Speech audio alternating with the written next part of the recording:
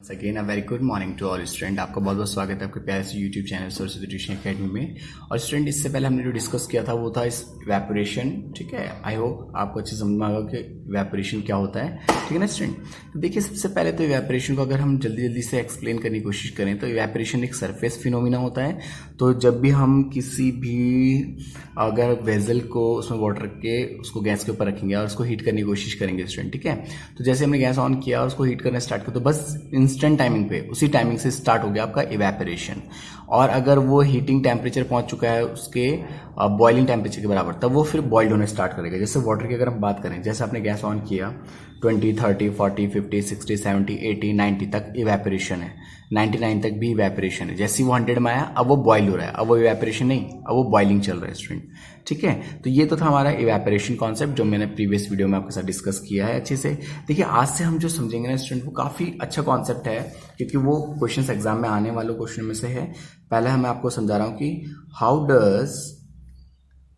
Does evaporation causes cooling।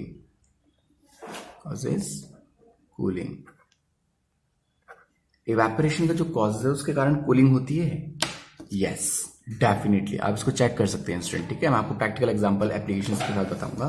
तो देखिए student, आपको करना क्या होगा, आपको करना ये है कि प्रैक्टिकल एप्लीकेशन में आपको बता रहा हूँ कि अगर आपके पास घर पे एसीटोन है, ठीक है, एसीटोन आप बोलते हैं जो नेल पॉलिश जो लेडीज लगाती है ना, नेल पॉलिश रिमूवर जिसको हम बोलते हैं। ठीक है, तो वो दिखने में एक लिक्विड जैसा होता है, पानी के जैसे दिखेगा वो आपको।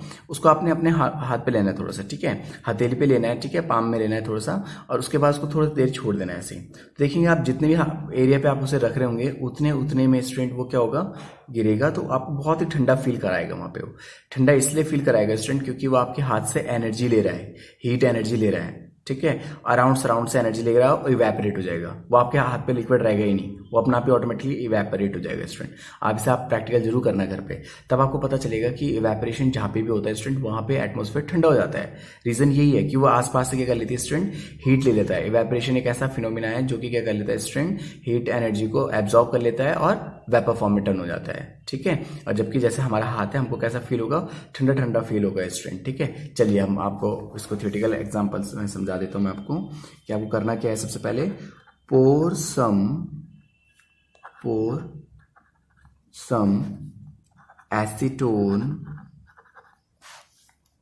एसीटोन बोलते हैं स्टूडेंट हम नेल पॉलिश रिमूवर में यहाँ पे लिख देता हूं। ठीक है, नेल पॉलिश रिमूवर। ठीक है, हाँ, तो एसीटोन का आपने लेना है, pour some acetone and nail polish remover on your hand। ठीक है, या फिर पाम। ठीक है स्टूडेंट, अब आपने क्या करना है, your palm will feel cool. आपके हाथों में, हथेली में आपको ठंडा ठंडा फील होगा। ठीक है, जैसे आपने यहाँ पे हथेली में रखा है तो आपको बहुत ज्यादा ठंडा ठंडा फील होगा। ऐसा क्यों है, ऐसा इसलिए student, this is because particles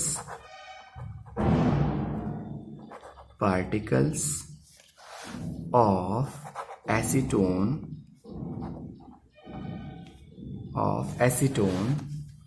gain energy, ये हीट एनर्जी, ठीक है, एनर्जी फ्रॉम योर पाम। ठीक है, और सराउंडिंग से भी लेते हैं थोड़ी बहुत, और सराउंडिंग एंड क्या हो जाते हैं, इवेपोरेट हो जाते हैं। ये तो इतना प्रैक्टिकल एप्लीकेशन स्टूडेंट कि आप इसे घर पे जरूर कर सकते हैं। ठीक है, और अगर आप इसे घर पे ट्राई कर रहे हैं तो प्लीज आप वीडियोस बना के जरूर मेरे को सेंड कीजिएगा कि आपने ये ट्राई किया है। ठीक है, देयर बाय कॉजिंग योर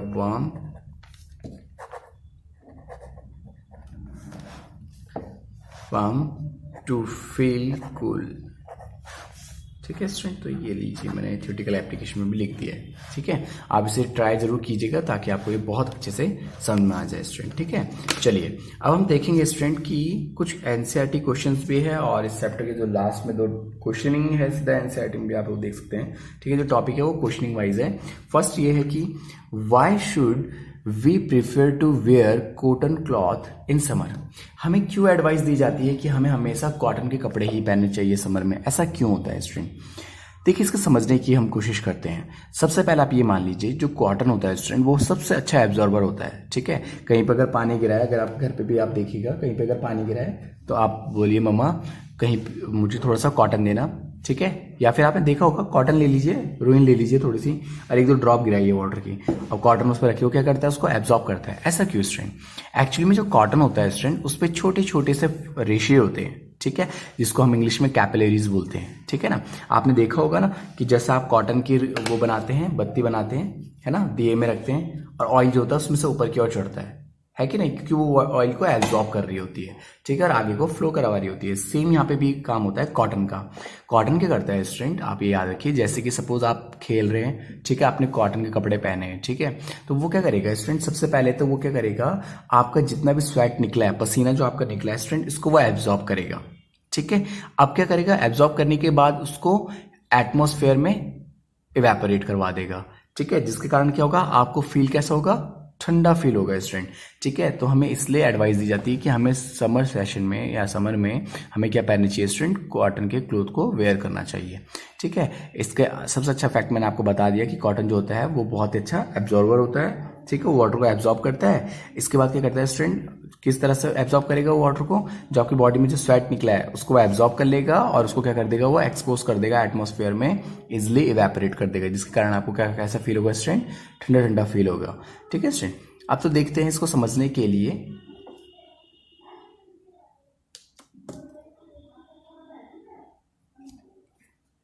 देखिए, वाई शुड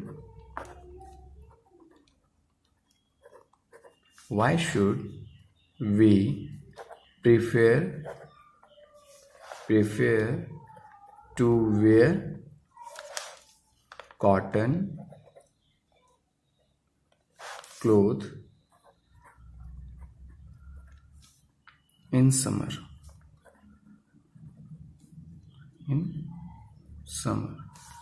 ठीक है, हमें क्यों पहनना चाहिए कॉटन क्लोथ समर में? तो अभी मैंने आपको बताया ना कि cotton is a good absorber, है ना, बहुत अच्छा एब्जॉर्बर होता है, बहुत जल्दी से स्वेट वगैरह को एब्जॉर्ब कर लेता है। चलिए मैं आपको लिखा देता हूं कि cotton clothes are good absorber. ठीक है, एब्जॉर्ब का मतलब जो सोख लेता है। ठीक है, एब्जॉर्बर ऑफ वाटर। ठीक है, water, therefore,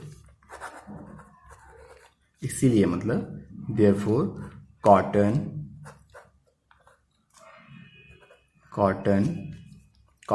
also absorb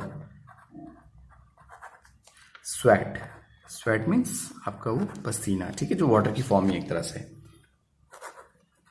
from the body and ठीक है, यहाँ पर अगर आपको दिखाई नहीं दे रहा था तो body and expose it to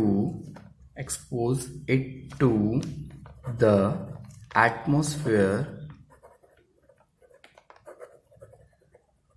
atmosphere for easy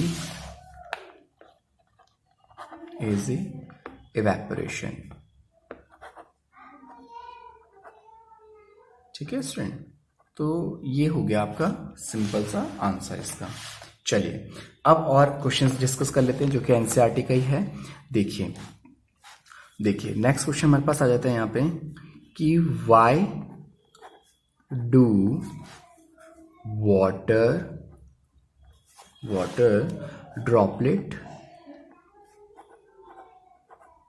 droplets get deposited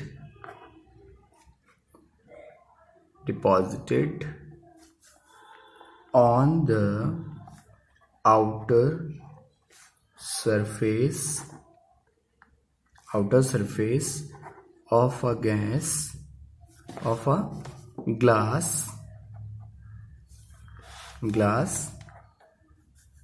जिसको हम तुम्बलर भी बोलते हैं, ठीक है स्टूडेंट, ग्लास ही है वो भी, ठीक है, तुम्बलर containing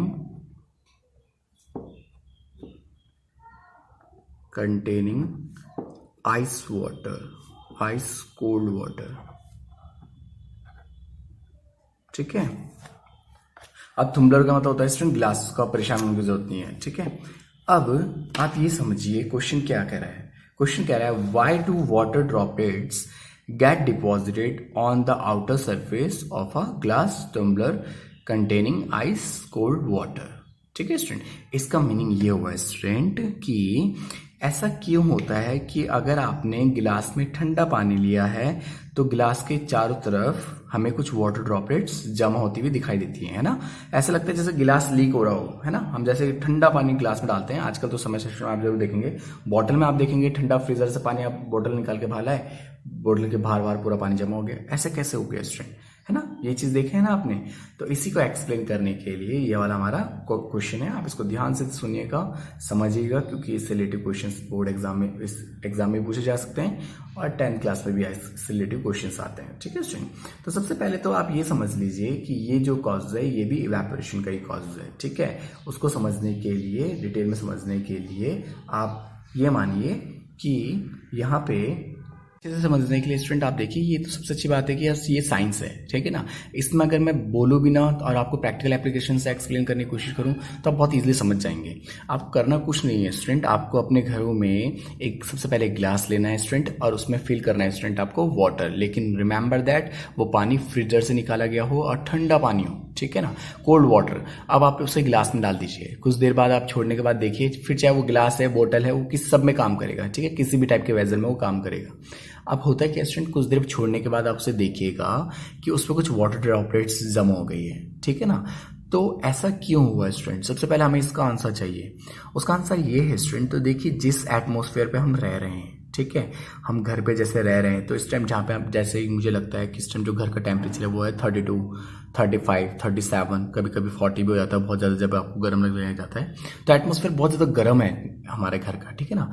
घर में बहुत ज़्यादा गर्मी हो रही है क्योंकि यहाँ पे बहुत ज़्यादा हीट एनर्जी आ चुकी है, ठीक है ना, बहुत ज़्यादा गर्म हो चुका है। अब जैसे आपने फ्रीजर से पानी निकाला या वो बर्फ निकाली आपने, ठीक है ना, पानी का जो टेम्परेचर है वो ऐसी है 3 to 0 डिग्री सेल्सियस अगर आपने बर्फ निकाली है तो, ठीक है ना। या हो सकता है कि वो 4-5 टेम्परेचर उसका वो ठंडा पानी हो, ठीक है, 10 भी हो सकता है। तो अगर ज़्यादा ठंडा ना हो तो 10-15 भी हो सकता है, ठीक है। तो सपोज आपने ठंडा पानी निकाला था, बहुत कोल्ड वाटर आपने निकाला है स्टूडेंट, तो वो बहुत ज़्यादा ठंडा है। आपका एटमॉस्फेयर बहुत गर्म है और वो पानी बहुत ज़्यादा ठंडा है। तो आपने क्या करा, वो ठंडा पानी लेके सीधा गिलास में डाला, ठीक है। तो जो गिलास का इनर सरफेस है, जो इनर एरिया वॉल्यूम है, वो तो ठंडा हो गया और उसके चक्कर में जो आउटर सरफेस था वो भी ठंडा हो गया। अब आउटर सरफेस के कांटेक्ट में कौन आ रहा है, एटमॉस्फेयर आ रहा है, जो आसपास का एटमॉस्फेयर है जहाँ पे गैसेस है सारी की सारी, है ना। तो वो हॉट एयर उससे टकरा रही है, ठीक है ना, वो हॉट एयर उससे टकरा रही है स्टूडेंट। तो जब गर्म, देखिए जब गैसेस को ठंडा किया जाता है ना, सपोज एक गिलास है आपका, इस गिलास पे आके गैस टकरा रही है, ठीक है, बाहर से गैसेस आके ऐसे टकरा रही है, ठीक है, इधर से भी आके टकरा रही है ग्लासेस पे गैसेस। तो जब गैसेस में टकरा रही है स्टूडेंट, तो ऐसे में क्या हो रहा है कि जो गैसेस है वो अपनी एनर्जी को लॉस्ट कर दे रही है, अपने एनर्जी को लॉस्ट कर दे रही है। तो जब भी याद रखिए कि गैसेस को जब भी ठंडा किया जाता है तो गैसेस क्या बन जाती हैं, लिक्विड बन जाती हैं। इस तरीके से जो आपका इन्वायरमेंट है, जो आपका एटमॉस्फेयर है स्टूडेंट, उसमें हाइड्रोजन भी है, ऑक्सीजन भी है, ठीक है, गैसेस में। तो जैसे ही वो हाइड्रोजन ऑक्सीजन वहां टकरा रही है गिलास के साथ आपकी, तो वो क्या दे रही है, रिजल्टेंट में वाटर ड्रॉपलेट दे रही है, ठीक है student. I hope you understand, आपको समझ में आ रहा होगा कि कैसे वो पानी बनता है उसके साथ आसपास, ठीक है। तो याद रखिए जो हमारे एटमॉस्फेयर में स्टूडेंट जो गैसेस है ना, तो जब वो ग्लास से टकराती है स्टूडेंट तो वो ठंडी हो जाती है। तो जब गैसेस को ठंडा किया जाता है तो ये हमेशा याद रखिए कि वो क्या किस में टर्न हो जाती है, वाटर में टर्न हो जाती है ना, लिक्विड में टर्न हो जाती है। इसका एग्जाम्पल मैं आपको बताऊं, आप गैस ऑन कीजिए, पानी को एवेपोरेट कीजिए और उसके बाद गैस को बंद कर दीजिए, ढक्कन लगा दीजिए। अब देखेंगे आप ढक्कन लगाने के बाद थोड़ी देर बाद जहाँ पे जो ढक्कन है आपका, उसको थोड़ा हटा के देखेंगे तो वहां पर वाटर ड्रॉपलेट जमा हो चुकी होगी। क्यों? क्योंकि जब वेपर फॉर्म बन रही थी, आपने ढक्कन लगा के बंद कर दिया, तो आपने उसको कूलिंग होने का टाइम दिया, वो वेपर वहां जाके टकराई और ठंडा होना स्टार्ट हो गई। ठंडा होने के बाद देखा तो वहां पे क्या बनने लगे स्टूडेंट? वाटर ड्रॉपलेट्स बनी है। सेम फैक्ट यहाँ पे भी होता है स्टूडेंट, ठीक है। तो चलिए इसको थियोरेटिकल जरूर लिख देता हूं ताकि आपको और अच्छे से समझ में आ जाए। तो ये होता है student, this is due to the fact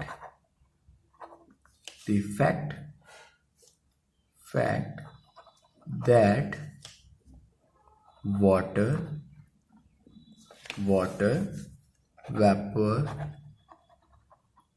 water vapors present in air, ठीक है। हमारे एटमॉस्फेयर में वाटर वेपर्स होती हैं, ठीक है student. Air on coming in the contact of water, contact with outer surface of cold glass of water, and क्या करते हैं? अपनी एनर्जी को लॉस करते हैं। Water loss energy and are converted